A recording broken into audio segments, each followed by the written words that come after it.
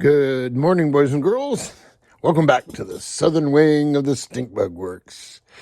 This morning, I am prepping boats for their maiden runs. It's going to be this thing's maiden. So I'm making sure I have the right batteries, making sure I have a prop, making sure that my prop shaft is properly lubricated, make sure all the nuts and bolts are tight and ready to go. And I'm inventorying for this one tools I will need to take to adjust the strut angle. I have a bit of down on the strut this time, thinking I might run my CG a shade aft and allow this flat bottom strut to contribute some lift. So I'm going to start with my CG right at the trailing edge of the fin, and we'll see how that works. If not, I will take the appropriate tools with me. This uses Speedmaster hardware, so everything is imperial sizes. So there you go. That's the Swifter 26 getting ready for its maiden. I'm going to jet in and jet out several times today while I bring up the next boat for its inspection. So until then, jet out. Welcome back, boys and girls. Here we are with the next subject. We're doing hydroplanes tomorrow. We're doing the largers. So this is 25 inches. The other one was 26 inches. And the next one I'm going to bring out, God, is it 23? Is it 24? It's along the same size.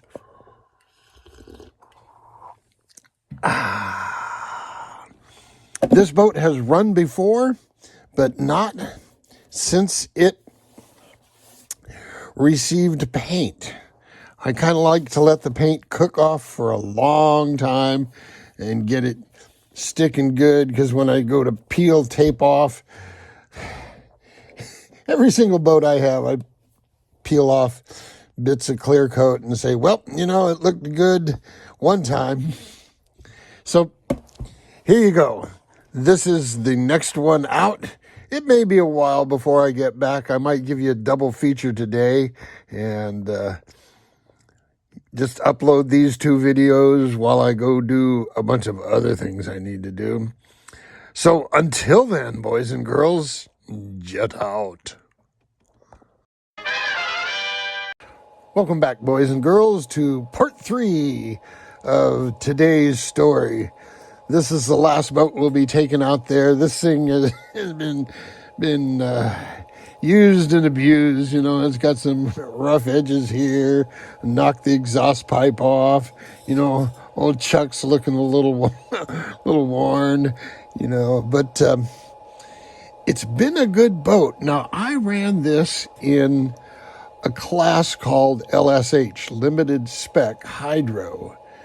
And I think that's pretty much what evolved into P Hydro, because limited spec, you would use the, first it was a Speed 700 motor and 12 or 14 cells, and then it evolved into the SV27 motor, and then you could also run Aquacraft had another boat out that was the same as the SV, so you could run either one of those motors and 4S. And so I'm pretty sure that was the beginnings of the P-Spec class. A lot of guys like that because it tended to keep the cost down, but everybody knows that, if you have penny racers, pretty soon people will be spending tens of thousands of dollars to make their penny racer go that much faster. So you never really solve the the cost problem. You may defer it, but you never solve it. Anyway,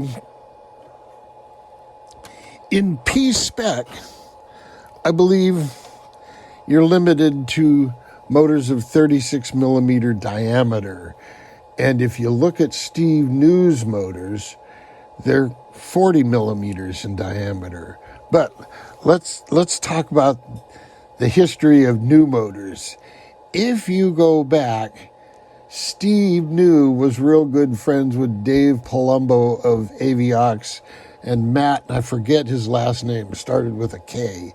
Anyway, Dave and Matt were good friends with Steve. Steve was big time into F5B, so they would move information back and forth, and Steve was always out looking, like I said, for efficiency. And the original Aviox motors were 14 millimeters. They called them 14 series, but that was a 36 millimeter can. And Steve discovered that by making the laminations in the stator slightly larger on the outside in diameter, you got a large increase in efficiency.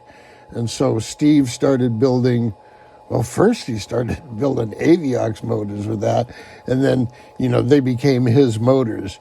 But that was the difference between the 14 series Aviox motors and the 15 series new motors, was the new motors has slightly larger outside diameter on the stator. Anyway, P limited you to these 36 millimeter motors. So Steve took some conventional cans, which is what I have here. It's one of those stamped steel cans, and maybe he got a deal on 500,000 of them. I don't know. Anyway, it's a stamped steel can, and essentially it's an Aviox 1409. Steve calls it his 14 series motors. And I think he did that so that he could have a motor that was legal for P limited.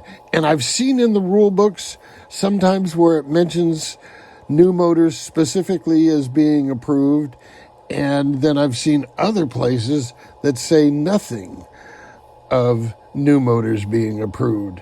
So I don't know. I don't follow, the big guys. I'm just out running around in my pond.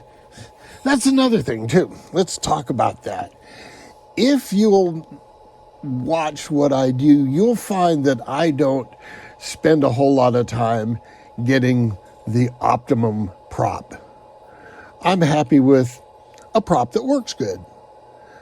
And I understand why you want the optimum prop. Absolutely. You want the maximum speed for the minimum electrical input. And I'm all behind that. But again, because of my space limitations, if a prop works, I'll go with it.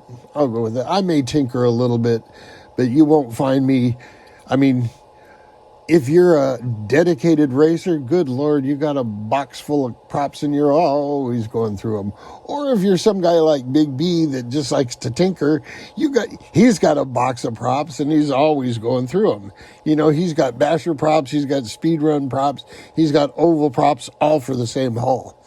So, more power to him. There's a lot of work and research and testing, but he gets to go out and test a lot. So, he has good data to work with when he's picking props. Me, if it works, and that's good enough. I understand there's a difference, but for me, I just don't need that difference. So, this is the last guy I'm setting up.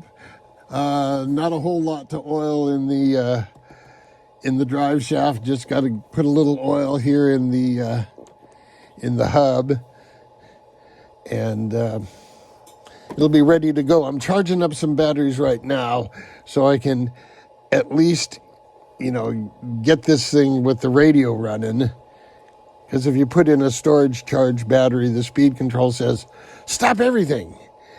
So I'm going to charge up the battery so I can tell if right is right, left is left, up is up, and down is down. You know, you got to go through those double checks. So there you go, boys and girls, the exciting conclusion to today's triple header. Until next time, boys and girls, until tomorrow, jet out. Well, boys and girls, as you can see, something isn't quite right. Why, there's the rotor to my motor, and I don't know if you can get in here and see, but if you look, let me find a pointer. If you look right, where's my pointer? If you look right at this lead coming in right here, you can see two wires right there that are rubbing on the armature, and it's just barely rubbed the insulation off. Fortunately, this is the first time I've run this motor. Fortunately, I found the problem early enough that it's not going to be a problem. Anyway, I'm not going to run this boat. I'm going to call Steve Monday morning and say, Steve, because what happens is when they build the motor, they compress all the wires, and when this time they compressed it, it just squished down a little bit too much. So maybe it just needs re-squishing, or I don't know. But if you look, let's see if I can zoom you in. Oh yeah, check it out. You can see a couple of wires right there. Hello, zoom in. You can see a couple of wires right there where the insulation has been rubbed off. That's not good. Okay, jet out.